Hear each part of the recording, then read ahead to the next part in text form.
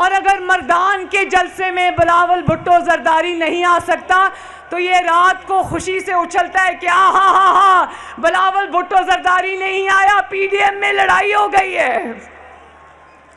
और आज ये कहेगा कि मौलाना फजलुर रहमान नहीं आ सके, पीडीएम में लड़ाई हो गई है।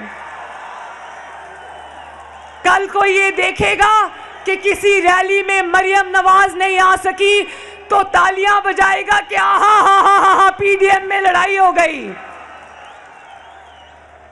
और फिर कहता है कि इन बच्चों की अहलियत क्या है।